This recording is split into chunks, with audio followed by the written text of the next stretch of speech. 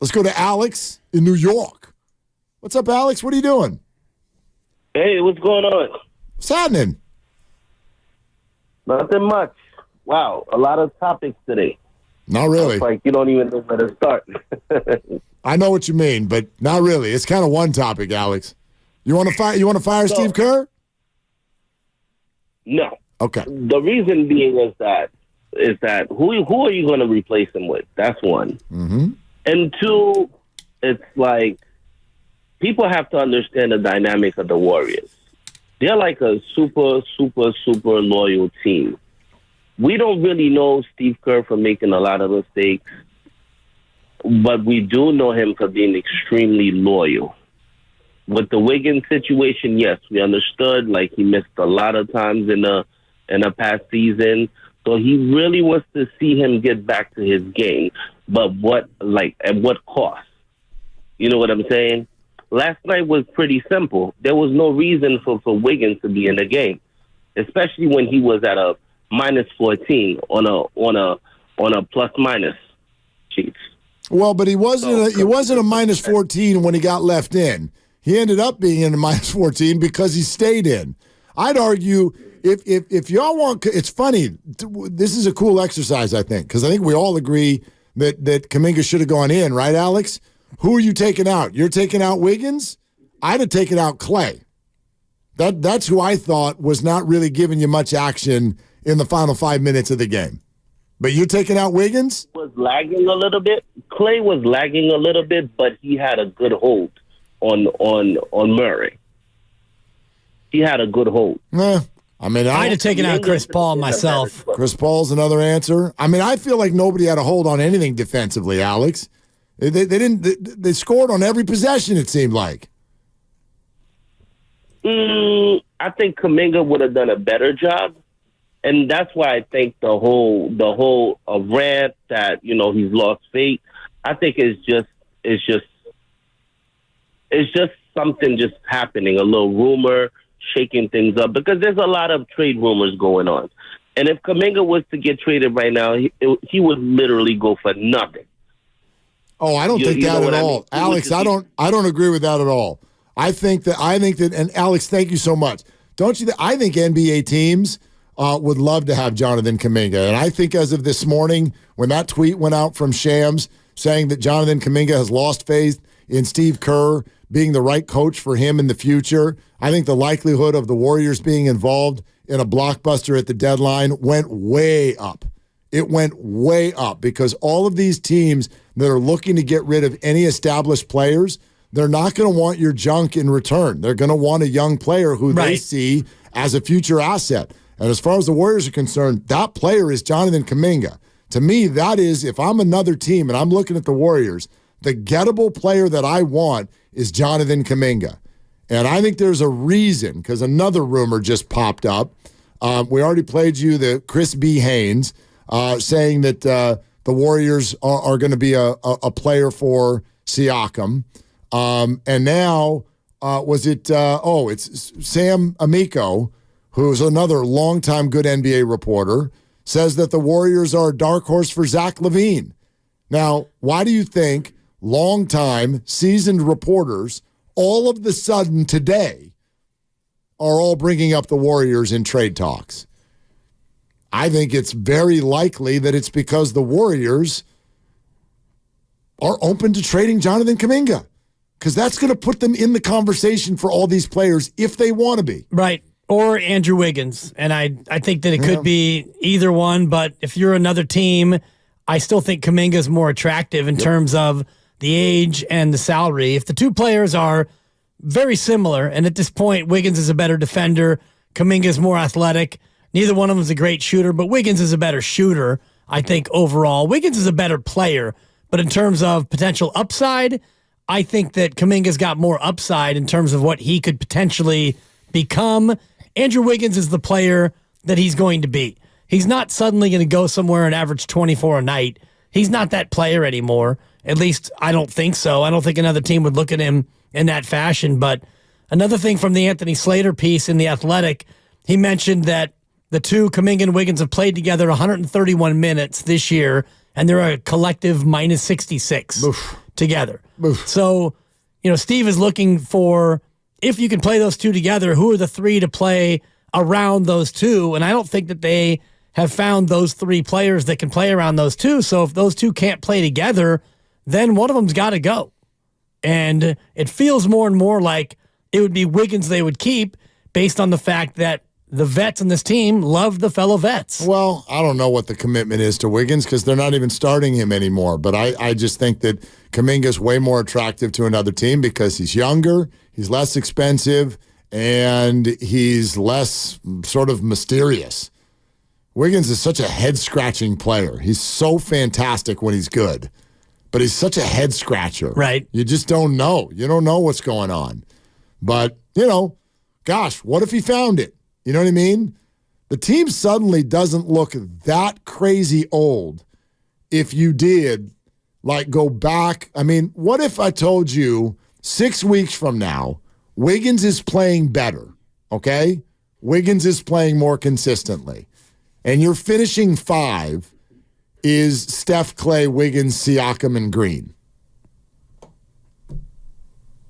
Interesting. No, it's better than what you have right now. Interesting. You're assuming that Chris Paul would be a part of a Kaminga trade. Yeah, something like that. And, Moody either would be or wouldn't be. It doesn't matter. I mean, if that happened, there are ifs there. Green's got to behave. Right. Andrew's got to play. Right? All of those things. And, there are even questions with Steph and Clay in terms of consistency. I get that. But if you are on the side of the fence of keep plugging away for this year, I could think of worse things than that being the finishing five. That's a better finishing five than what you have right now. I don't have any finishing five right now. That's the problem. Yeah. And, that's the issue that Steve is having, and that's why so many fans are critical, because it feels like he's getting that finishing five wrong more often than he's getting it right. Yep. By the way, a lot of people are questioning the idea of why would you go get a rental in Pascal Siakam? Well, there's a few reasons. Number one is he is a better, more seasoned player. If you are the Warriors and you still believe in this year, then you're willing to give up some future stuff for this year. They just traded Jordan Poole for Chris Paul, for example. So they're still focused on this year. Secondarily, though, I might even argue if you are one of these people that's worried about the future, you want to know what the most valuable thing is for the Warriors? It's not Jonathan Kaminga. It's financial flexibility. If you've got Siakam and Clay both coming off the books at one time at the end of this year, that's a truckload of money. Which helps you in the luxury tax, and it helps you go shopping. And who knows? Maybe they keep him. I don't know. But again, they don't have as much room as you think in terms of what's coming off the books. I'm not saying that you could go shopping with the $80 million. Yeah. But you could go shopping with about 30 of it. Maybe not dollar store shopping, but you're probably going to TJ Maxx or Home Goods. At least Target.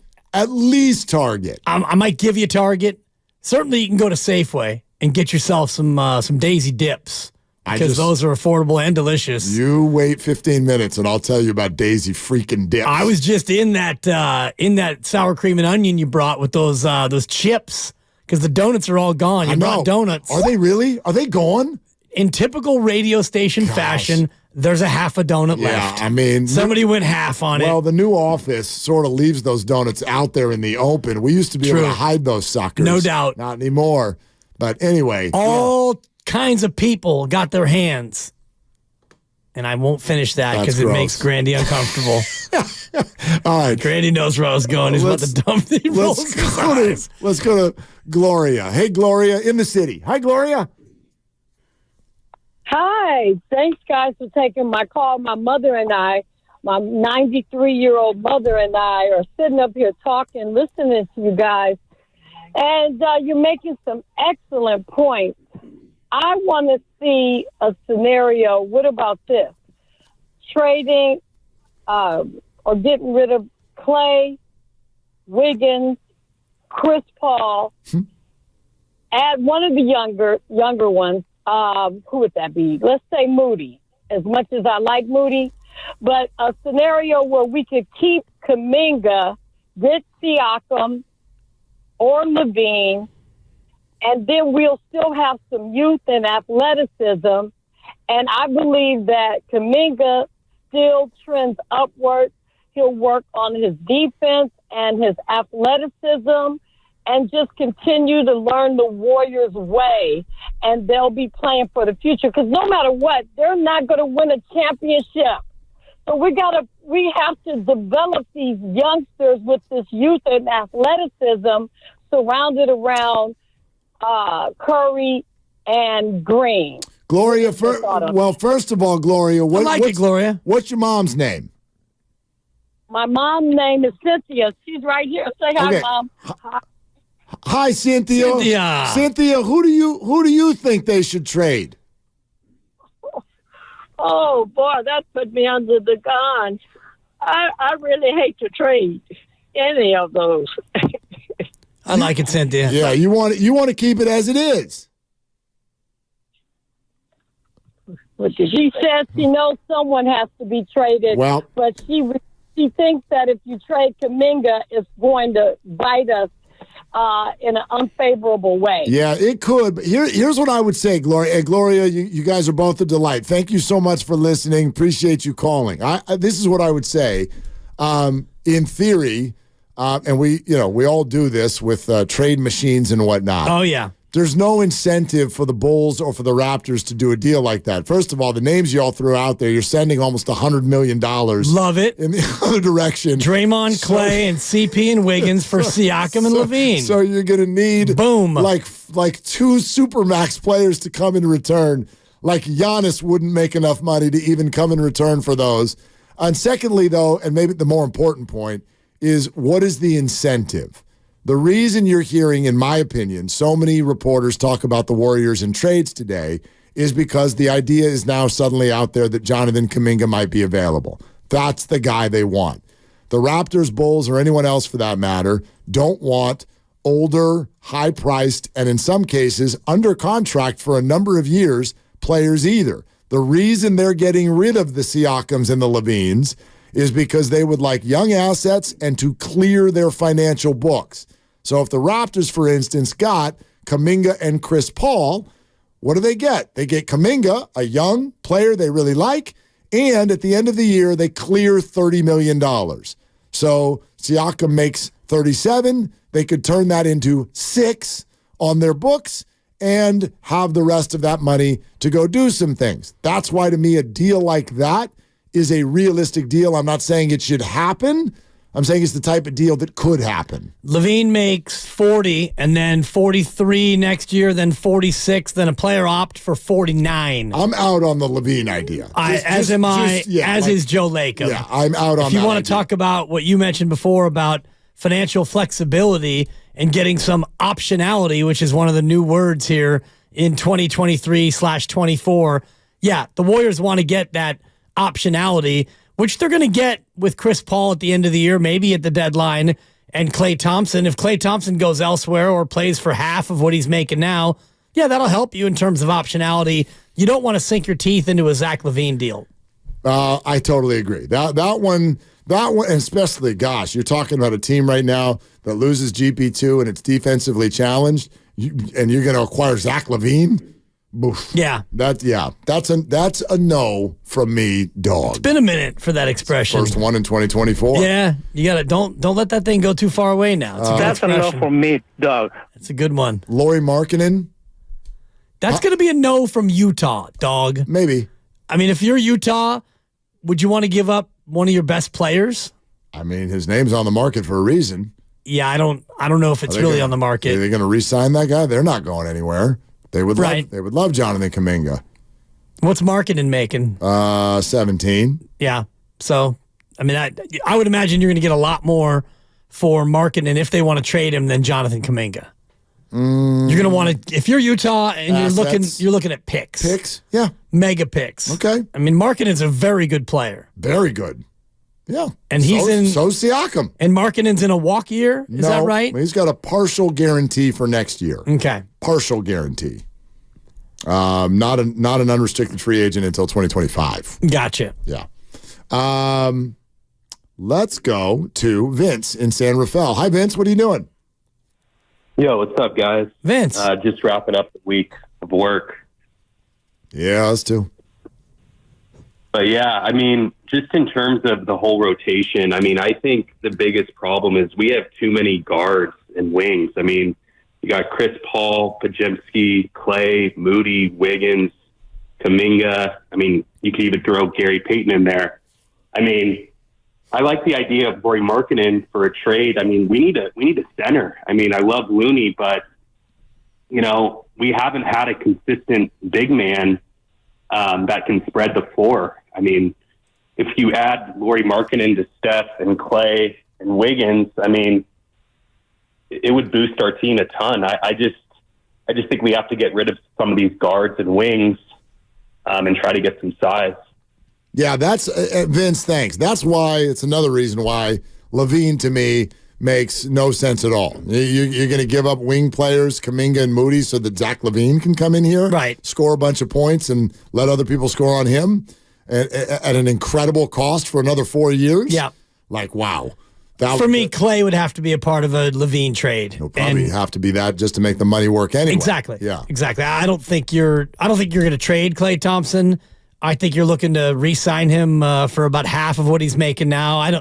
If you're going to stick with Draymond Green, then you're going to stick with the big three. I don't think that Clay or Draymond is going to be on the market. Just my opinion right now. This is just today. I don't know. Got to check in again on Monday and see if I still feel this way. But what I would feel right now is the most likely package that would leave the Warriors in some form or another is Chris Paul to make money work, and Kaminga and Moody would be the potential players on the way out. And I know that that's going to make people's brains hurt. I get it. I already put that out on the YouTube feed, and I got about 17 immediate resounding no ways. No way. I'm out. No thanks. Of course, but again, I'm not saying that that's my opinion. I'm telling you, again, how the Warriors think and how they feel about this particular team. And it is clear, they have made it very clear, they're not moving on. Maybe you have. I'm not going to win this year. They're not thinking that way. That's not what they're doing. They are still trying to maximize Steph Curry. And if that's what you're trying to do, then you are potentially willing to make a move like that. And furthermore, you're more so willing to make a move like that when the two young players in question start to chirp and say that they would like to be on a different team.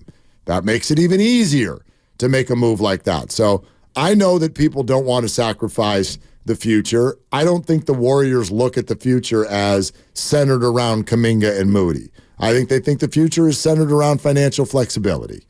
And so they will continue to make moves that, A, make Steph Curry happy and maximized and create more room financially.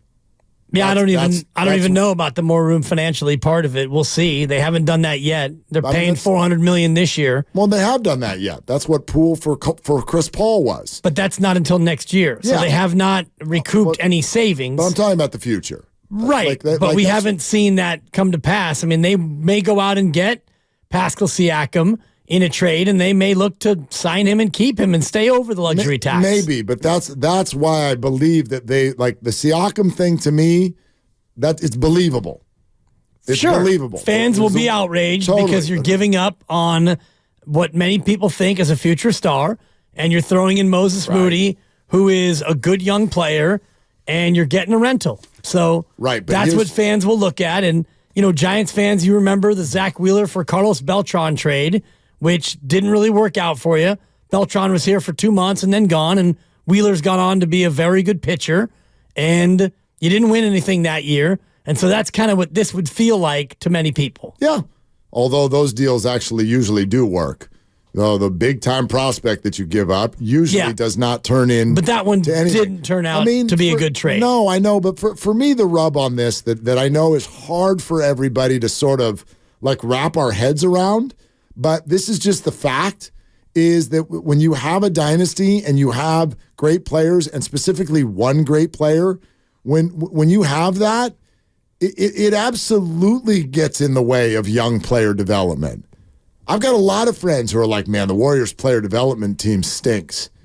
And I'm like, I don't know if their player development team stinks. I think Steph Curry's on the team. And that prevents player development. At times. Yes. You know what prevents player development? Playing players prevents player development. Right, but why? But to me, those are connected. Like, why are they not playing? Well, Kaminga's not playing for, I don't even know why. That's a bewildering reason why he's not playing, because he's playing well. Right, but he starts, he plays well, and he doesn't play. Moses Moody, everyone thought, yourself included, and me and everybody. I like him. GP2's out. Here comes Moody's minutes. I thought so too. And Steve played 9 guys. I just like when you have a player like that, there's a reason that the Warriors have continued to have their young players who people are excited about get shown the door. There's a Jordan Poole, I want to start. Bye. Right? Well, that's a more complex one than just playing time. For sure. He actually did develop. He was a young player who absolutely developed. He developed. He got a 9-figure contract from this very team. Right. They had no choice but to do that, quite frankly. But, you know, James Wiseman, that was more of an injury thing. That was just a bad pick. But here's Kaminga and Moody now, and the same thing's going to happen. We want to start. We want to play. We don't like our role. And Steph Curry's like, well, sorry, we're doing something here. We're busy. Like that. Kaminga could be the first one to go out and really haunt you. Absolutely. I agree with you. But that, to me, is the issue that faces this organization, and too many people act like there's an easy answer to that. Like this, it's very easy. No, it's not. Play him. No. Play that man his minutes. Steph, no agree.